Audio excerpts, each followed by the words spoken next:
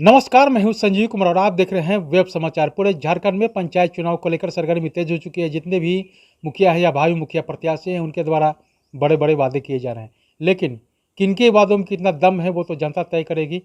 लेकिन पूरे झारखंड में 4 चरणों में पंचायत चुनाव होना है। प्रथम चरण का चुनाव संपन्न हो चुका है। द्वितीय चरण का चुनाव कल यानी 19 मई को होगा और 2 शेष बच जाएंगे, 24 और 27 मई। तो आपको बता दें कि अभी हम आए हुए हैं रांची जिला में मांडर प्रखंड का नाम है और पंचायत का नाम है मलती। तो यहाँ से भावी मुखिया प्रत्याशी हैं, तो इनसे जानते हैं कि इनके द्वारा क्या कुछ मैनिफेस्टो बनाया गया है, लोगों के बीच जा रहे हैं तो क्या कुछ शिकायत सुनने के लिए मिल रहा है, क्या कुछ डिमांड है। तमाम मुद्दों पे बात करते हैं। तो हमसे जुड़े हुए हैं रंजीता लगड़ा जी हैं, जो मुखिया के लिए फाइट कर रहे हैं। इससे पूर्व ये गृहिणी हैं और अपने परिवार को देख रेख करते हैं, घर चलाते हैं। लेकिन जब गांव मोहल्ले में निकलते हैं तो वहाँ का जो दशा दिशा है देख करके उनको बहुत ही आश्चर्य लगता है कि भाई 10 साल हो गए हैं इस पंचायती राज होते हुए, लेकिन जो डेवलपमेंट होना चाहिए था वो डेवलपमेंट नहीं हो रहा है। तो इनको लगा कि जब तक मैं मुखिया नहीं बनूंगा तब तक इस पंचायत का डेवलपमेंट नहीं हो पाएगा। इनका कहना है कि फंड तो आते हैं, केंद्र सरकार से भी आते हैं, राज्य सरकार से भी आते हैं, लेकिन वो प्रखंड तक ही रह जाते हैं। पंचायत तक आते आते कहाँ चल जाता है कोई पता ही नहीं चलता है। अगर इस पंचायत तक डेवलपमेंट आता तो सड़क, पानी, बिजली की जो व्यवस्था है आप देख सकते हैं किस तरह से है। तो पहले तो इनको मैं वेब समाचार में मैं आपको स्वागत करता हूँ जी। अच्छा बताइए कि आप एक गृहिणी हैं, गृहिणी के हो आप अपना परिवार वगैरह चलाते हैं। 10 साल से यहाँ पे पंचायती राज व्यवस्था है, यहाँ के मुखिया हैं, तो आपने मुखिया बनने का मन कैसे बनाया? यहाँ पे 10 साल में जो भी विकास होना चाहिए वो अभी तक नहीं हो पाया है जी तो उसको देखते हुए ही मेरे मन में ख्याल आया कि विकास तो होना चाहिए जी। जब मुखिया है यहाँ पे तो गांव का विकास क्यों नहीं होगा, वो तो होना चाहिए। तो ये सबको देखते हुए पेयजल है, सड़क है और भी बहुत सारा कुछ है, तो वो सबको देखते हुए ही मेरे मन में आया कि नहीं, मुखिया प्रत्याशी बनना चाहिए, मुझको खड़ा होना चाहिए। और इसलिए ही आज खड़े हुए हैं, लड़ रहे हैं। आगे जनता अगर सहयोग करेगी तो जरूर आगे बढ़ेंगे तो और बिल्कुल सबके आप साथ मिलकर ही विकास हो सकता मतलब है। ये कह सकते हैं कि सबका साथ, सबका विकास और सबका विश्वास। जी, मतलब जब तक विश्वास नहीं है और साथ नहीं है तो विकास नहीं हो सकता है। संभव नहीं है। तो इसलिए आपको सबको साथ लेके चलना है और सबका विश्वास भी होना चाहिए, तभी इस गांव का, इस पंचायत का विकास हो पाएगा। अच्छा ये बताइए कि लोगों के बीच आप जा रहे हैं तो लोगों का क्या कुछ डिमांड है?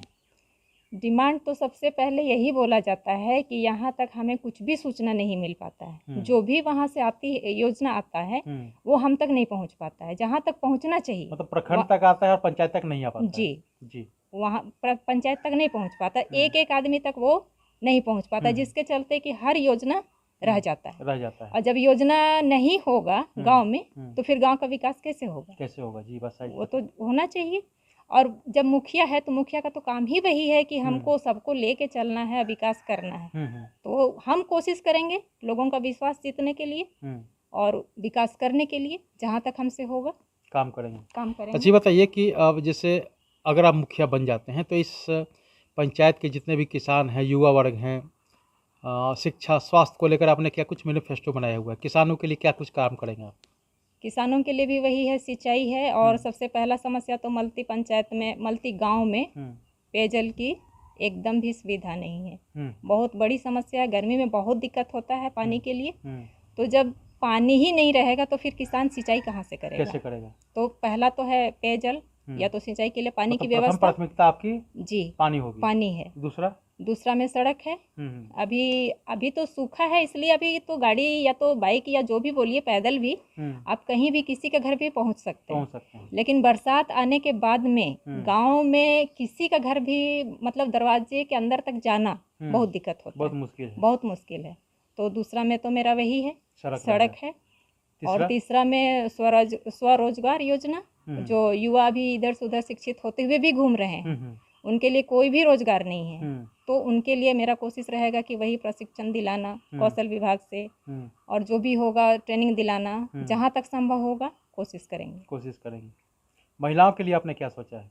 महिलाओं के लिए भी जो स्वयं सहायता समूह है उसके द्वारा हम कोशिश करेंगे काम करवाने का और उनको काम दिलवाने का, और जो सरकार के द्वारा जो ऋण आता है उसको भी करवाने का, और उसी के द्वारा प्रशिक्षण दिलाने का भी कोशिश करेंगे। काम करेंगे मतलब वो लोग जब ट्रेंड हो जाएंगे तो उन लोगों के द्वारा भी जी प्रशिक्षण दिलवाने का काम अभी भी देखिए जैसे स्वयं सहायता समूह के लिए भी बहुत कुछ होता है और बहुत जगह बहुत पंचायत में प्रशिक्षण भी हो रहा है, नहीं हो रहा है सो बात नहीं है, और सरकार तो दे रही है, लेकिन यहाँ हमारा मांडर प्रखंड में वो चीज अभी तक नहीं है। बहुत पंचायत में है लेकिन मल्टी में कुछ भी नहीं है। स्वयं सहायता समूह तो खुला हुआ है, बहुत सारा है, हमको लगता है कम से कम 30, 32, 35 से ज्यादा होगा मल्टी में, लेकिन उनके लिए अभी तक ऋण भी दिया जा रहा है, लेकिन ऋण के अलावा उनके लिए कोई भी प्रशिक्षण नहीं है। तो महिला लोग जो ऋण लेगी तो ऋण लेके क्या करेगी? वो लोग घर केवल चलाएगी, तो उससे तो संभव नहीं होगा कि वो लोग कैसे आगे बढ़ेगी, बाल बच्चों को कैसे आगे करेगी। कि मशरूम का खेती करना है या सुअर पालन करना है या बत्तख पालन में जो भी है तो कम से कम उसके लिए ट्रेन प्रशिक्षण तो होना चाहिए। और प्रशिक्षण जब पैसे लेके क्या करेंगे जब ट्रेन ही नहीं होगा तो? हाँ, तो मेरा बोलना तो वही है कि सरकार तो ऋण दे रही है लेकिन उसके लिए प्रशिक्षण तो नहीं हो पा रहा है। तो महिला लोग उतना पैसा लाख मिल रहा है, 50,000 मिल रहा है, जो भी सरकार दे रही है तो उतना तो बहुत है, लेकिन जब तक प्रशिक्षण मेरे पास में नहीं है हम तो उसको लेकर के आगे नहीं बढ़ सकते। वो पैसा को लेके हम क्या करेंगे? हम घर चलाएंगे, ज्यादा से ज्यादा बच्चों का फीस देंगे या तो घर की जो जरूरत है उसको हम पूरा करेंगे, लेकिन उससे हम आगे तो नहीं बढ़ पाएंगे। सही बात है। तो हम महिला समूह के द्वारा भी हम ये काम को करने की कोशिश, मेरा मन में है वो चीज कि हम महिला को भी लेकर के आगे बढ़ाएंगे, साथ चलेंगे। अच्छा, शिक्षा को लेकर क्या सोचे हुए हैं? बच्चे तो स्कूल में, सरकारी स्कूल का जो दशा दिशा देख ही रहे हैं, बच्चे केवल खाने पीने के लिए जाते हैं, गार्जियन भी पूछते हैं कि स्कूल में खाए कि नहीं खाए तो आज का खाना क्या मिला, अंडा मिला कि नहीं मिला, चिकन मिला कि नहीं मिला, जो विशेष होता है पूरी पुलाव मिला कि नहीं मिला। तो पढ़ाई के बारे में तो वो नहीं पूछते हैं, खाने पीने के बारे में पूछते हैं। तो क्वालिटी एजुकेशन के बारे में आपका क्या मत है? सबसे बड़ी कमजोरी तो घर का ही है। हम तो घर से ही शुरुआत करेंगे, परिवार से ही शुरुआत करेंगे, क्योंकि आजकल जो माता पिता अभिभावक हैं थोड़ा सा ध्यान नहीं देते हैं, नहीं दे पाते हैं या नहीं देते हैं। ये तो हर किसी को बतलाना पड़ेगा, समझाना पड़ेगा कि जब तक हम लोग जागरूक नहीं होंगे, अभिभावक माता पिता जब तक जागरूक नहीं होंगे तो बच्चों को आगे नहीं बढ़ा पाएंगे। सबसे पहला बात तो घर से ही इसको शुरू करना पड़ेगा मेरे हिसाब से। और जब तक हम घर में जागरूक करेंगे तो वो बच्चों को बोलेंगे, और बच्चों को जागरूक करेंगे तो फिर आगे स्कूल होगा, और स्कूल के बाद फिर हम आगे बढ़ेंगे। तो सबसे पहला तो होगा परिवार से शुरू, अभिभावकों को जागरूक करना, अभिभावकों को जागरूक। स्वास्थ्य को लेकर क्या योजना है? क्या स्वास्थ्य का भी स्थिति भी इसी तरह से है? स्वास्थ्य का भी स्थिति तो खराब ही है। अभी तो है यहाँ पे जो स्वास्थ्य सहिया है, अभी तो वो मदद करती है, लेकिन कहीं कभी कभी ऐसा भी होता है कि कभी पहुँच पाई, कभी नहीं पहुँच पाई, वैसा भी होता है। तो उनसे भी बात करके उस चीज़ को भी हम ऊपर करने का कोशिश करेंगे।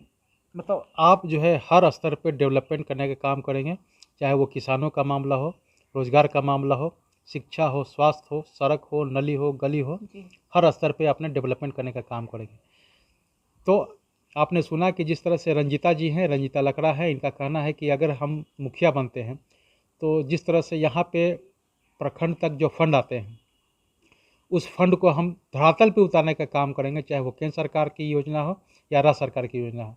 और इसके साथ साथ इस पंचायत को मॉडर्न बनाने के लिए जो भी मुझे कार्य करना होगा, किसानों के लिए, युवाओं के लिए, शिक्षा, स्वास्थ्य, रोजगार को लेकर, तो मैं हर स्तर पर डेवलपमेंट करने का काम करूंगा ताकि इस पंचायत को ऐतिहासिक, मॉडर्न और आदर्श बनाया जा सके। बहरहाल आप चलते हैं दूसरे पंचायत में, वहाँ के भी मुखिया या भावी मुखिया प्रत्याशी हैं, उनसे जानते हैं कि उनके द्वारा क्या कुछ मैनिफेस्टो बनाया गया है, तमाम मुद्दों पे उनसे बात करते हैं। रंजीता जी, आपने वेब समाचार में समय दिया, इसके लिए बहुत बहुत धन्यवाद। आप लोग का भी थैंक यू। अगर आपने हमारे चैनल को अब तक सब्सक्राइब नहीं किया है तो सब्सक्राइब कर ले, बेल आइकन भी दबाएं ताकि हर छोटी बड़ी खबरों से रूबरू हो सके। बहुत बहुत शुक्रिया।